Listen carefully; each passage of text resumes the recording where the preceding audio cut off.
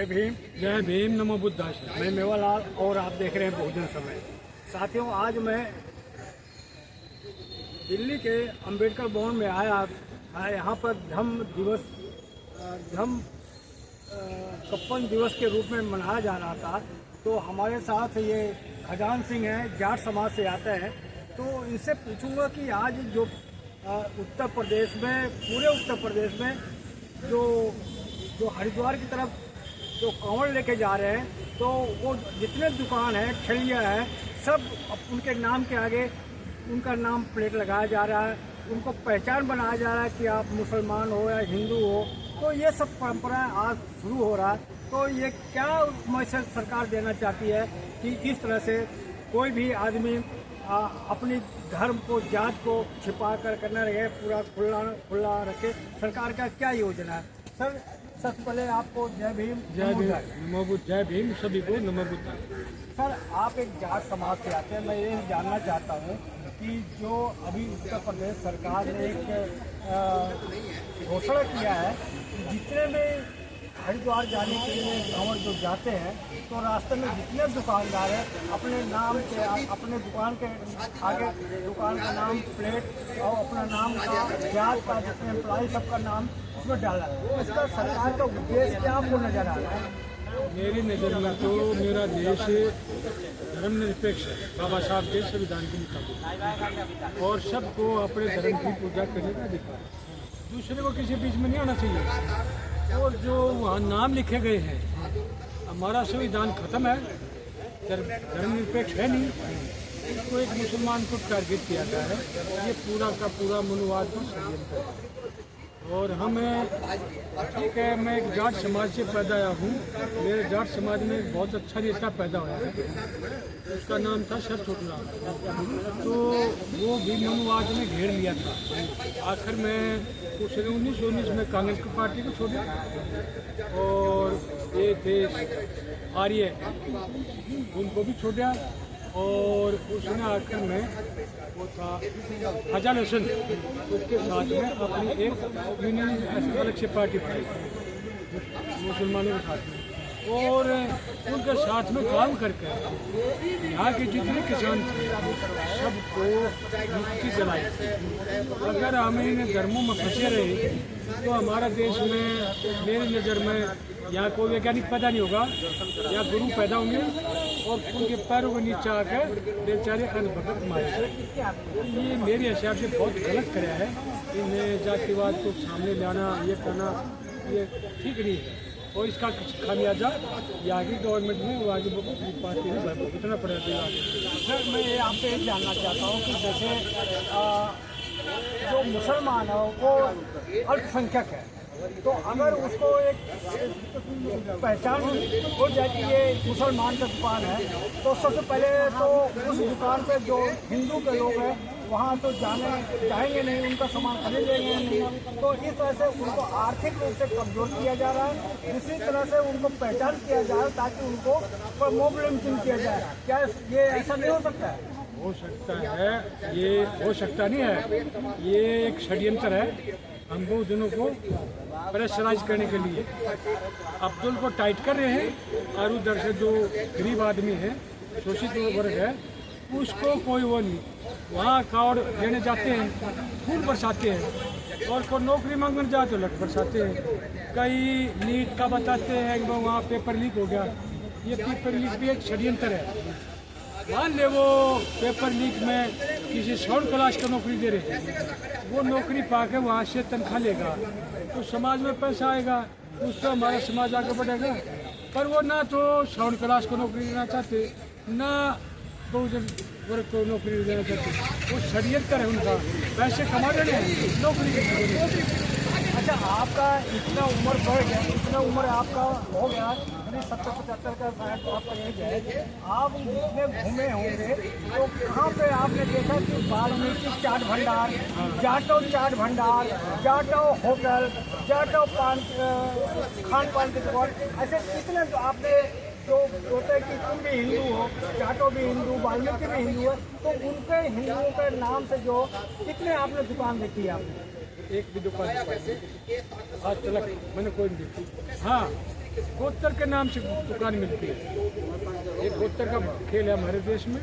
और हमारे सर छोटे राम ने कहा था तुम्हारे को दो ही कौम परेशान करना, वो बढ़िया और मुनवाड़ी। तो उन्हें क्लियर कराया था। और उनमें हमारे गोत्र मिलते भी नहीं। जितने ये राजपूत बने घूमते हैं उनमें हमारे गोत्र हैं। हमारा एक आदिवासी था मुख्यमंत्री, उसको गिरफ्तार कराया। वो आदिवासी है पर वो हमारे गोत्र से मिलता हुआ है। अब हम कैसे मान लें वो गलत है।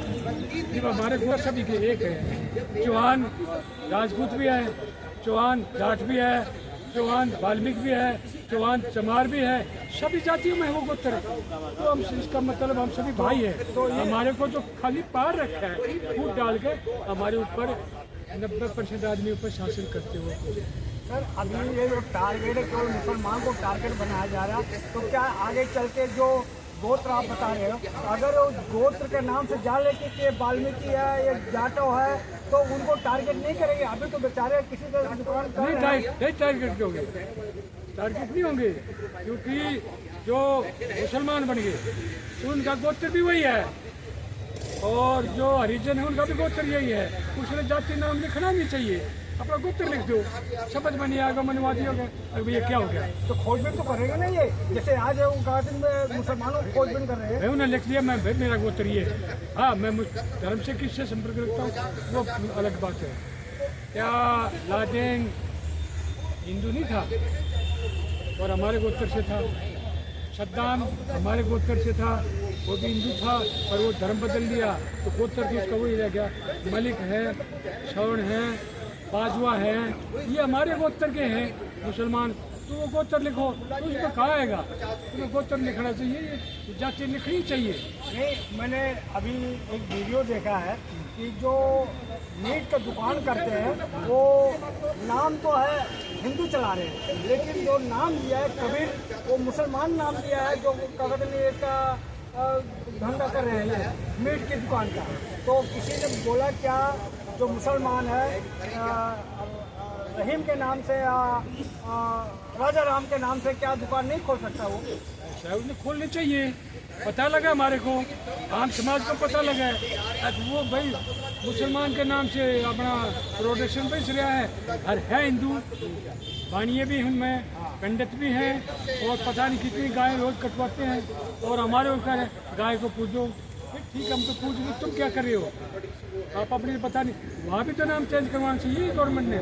नहीं ऐसा नहीं है। अच्छा सर, एक चीज़ आपसे और जानकार रह जा रहा हूँ कि जो आज के युवा पढ़ लिख कर भी कांवड़ लेके जाते हैं, तो क्या वो कांवड़ लेके जाते हैं तो डीएम एसपी कलेक्टर क्या बनते हैं जो उसमें जाते हैं? आस्था है कि किस लिए आस्था बनी हुई है? ये तो धर्म के नाम से मन्नत, मुसलमान धर्म में भी मन्नत मानते हैं, क्रिश्चियन धर्म में मन्नत मानते हैं, हिंदू धर्म में भी मन्नत मानते हैं। वो बेचारे सब फंसे हुए धर्म में। और मेरे को तो नहीं तो साइंस दिखाई दी क्रिश्चियन धर्म में, माफ़ करना, और ना ही मुसलमान धर्म में दिखाई दी और ना हिंदू धर्म में दिखाई। और विज्ञान के बगैर हम इस दुनिया का उद्धार नहीं। विज्ञान का सहारा लेते हैं। क्रिश्चियन धर्म में गैलीलियो को क्यों मारा गया? क्योंकि उसने बाइबल के खिलाफ बोल दिया था, इसलिए उसको मार दिया। ये तेल बेच रहे हैं मुसलमान धर्म, मुसलमान देश से। अगर वहाँ तेल नहीं होगा तो क्या होगा? आपको यहाँ हमारे क्यों कर रहे हैं? ये गुरु बना रहे हैं। कितने गुरु बने पड़े हैं? 36 को बने। 37 बनेगा वो तो फिर उसको नाम ले, उसका फिर वो था हमारा राष्ट्रपति बना था वो भी तो मुसलमान था। गद्दी को क्यों बिठाई नहीं? वो उससे छूत नहीं हुई। वो था अपने आप को छतरी बोल रहा था अखिलेश, उसको शुद्धिकरण करवाया, वो उससे छूत हुआ, शुद्धिकरण करवाया, उसको पता लग गया तू शुद्ध है। फिर भी जाकर गर्दन दी वहाँ उसमें माँ कालेश्वर में, फिर वहाँ शुद्धिकरण करवाना पड़ा। शुद्ध मानते हैं उनको, वो क्यों जाते हैं, क्यों गर्दन देते हैं? और आज भी क्या कहता है पीडीए, जाति पात के आदमी बुनवाद की बात करता है। पीडीए का मतलब क्या है? क्यों दलित बोलते हैं, क्यों चमार बोलते हैं? जाति का कोई मतलब नहीं है। दलित क्यों हमें? फिर ठीक है, हमारे को दलित कह के कमजोर किया जाता है, हम दलित नहीं बनेंगे। सर एक ही बताइए, पीडीए बना लो चाहे मोर्चा बना लो, कुछ भी बना लो, ये अडानी अंबानी को तो गाली देते हैं, लेकिन उनके यहाँ जाकर ठुमके लगाते हैं सारे लोग। सब ये मनवाती हैं, सभी मनवाती हैं वहाँ पे, ठुमके लगाओ कुछ भी करो। ये बेसिक हमारे को बहुजनों को गुमराह कर रहे हैं। अखिलेश हो, मायावती जी हो, कोई भी हो, ये हैं, ये हमारे बहुजनों को गुमराह कर रखा है। अगर बहन जी अपनी चाल भी बोलती, बड़ा रोना आता है, और जो प्रधानमंत्री हुई। लेकिन सर वहाँ पर जो अंबानी के शादी हुई है, न उसमें मायावती जब बुलाया गई है, न चंद्रशेखर गए हैं, न राहुल गए हैं। बाकी तो सारे मैं देख रहा हूँ जितने भी नेता, चाहे बिहार के हो, लालू का परिवार हो, चाहे अखिलेश का परिवार हो, सब वहाँ मैं दिख रहा हूँ। हाँ, वो ये ज़्यादातर ये कहूँ माफ देना, ये यादव लोग भी ज़्यादा धन्यवाद, क्योंकि उनको दिखाना कि तुम्हारा क्रिश्चियन तो क्रिश्चियन के नाम से तुम्हारे देश में ना भगवान हो, जैसे वाल्मीकि को छप्पा लगा वाल्मीकि का, ठीक है, वो अपने आप को उसमें गुस्सा समझ लेते हैं। हम तो यादव मुझे मानता हूँ, हम मैं फॉलो करता हूँ सत्य बाबा साहब अम्बेडकर, और मैं जो विज्ञान और संविधान को मानता है मैं उसको मानता हूँ। सर मैं आपसे पूछ रहा हूँ, लास्ट सवाल है आपसे, कि ये जाट जो होते हैं ये शूद्र में आते हैं या बैकवर्ड में आते हैं, किस में आते हैं? शूद्र में आते हैं। भूपेंद्र है मुख्यमंत्री, उसका दादा के जनेऊ पर ले जनेऊ उतारन चले गए थे पिंड तक, उसने खुद अपने मुंह से बोला देवीलाल ने, अगर राजपूत हमारे मेरे बाप को ऊपर नहीं बैठने देते थे अपने घर के सामने। ये देवीलाल ने खुद कहा है, काय में आए हुए शूद्र में आए तो वो बहुजन में आते हैं, शूद्रों में बहुजन बोलो, ये बहुजन में आते हैं। और ये सभी बहुजन जितने जल्दी बनेंगे, उनको कार्ल मार्क्स भी पढ़ा है, कार्ल मार्क्स ने ये साफ साफ कहा है, जब तक किसान मजदूर के पीछे नहीं लगेगा तब तक क्रांति नहीं आएगी।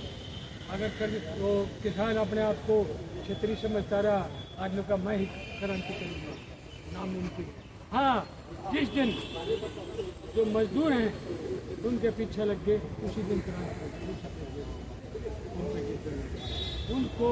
तो मैं देखता था बचपन में, जो बेचारे मजदूर थे उनके बर्तन भी एक थाली में अलग रखते थे, उनको पानी भी ऊपर से पिलाते थे, तो उनका कुआं भी अलग था, सारी चीज़ अलग कर रखी थी। कभी किसी ने, जबकि हमारे गोत्र हमारों के वाल्मीकियों के गोत्र के आदिवासियों के, तो हम अलग कैसे क्यों है? अलग नहीं है, ये समन्वयवादी का खेल है, और मनवाद का चक्कर में जिसके और अब मैं भी ये कहूँगा, हर इंसान को या नागरिक को आपने बुद्धि से बुद्ध को समझिए और बुद्धि से सोचिए, चेतन से करिए। नेता तो पता नहीं कब कौन आके बदल जाएगा, कौन क्या हो जाएगा, इसका कोई भरोसा नहीं। सर अभी चंद्रशेखर सांसद हुए हैं, पूरे देश में उनका डंका बज रहा है, तो क्या चंद्रशेखर का भविष्य आपको दिख रहा है कि आगे आशा है बहुजनों को उभारने के लिए, बहुजनों का नेता बन सकते हैं वो तो उनकी सोच है ना। जब तक इस लाइन पे है उसके पीछे जाट भी मिलेगी, किसान भी मिलेंगे, भोजपुरी भी मिलेंगे, क्रांति आ सकती है।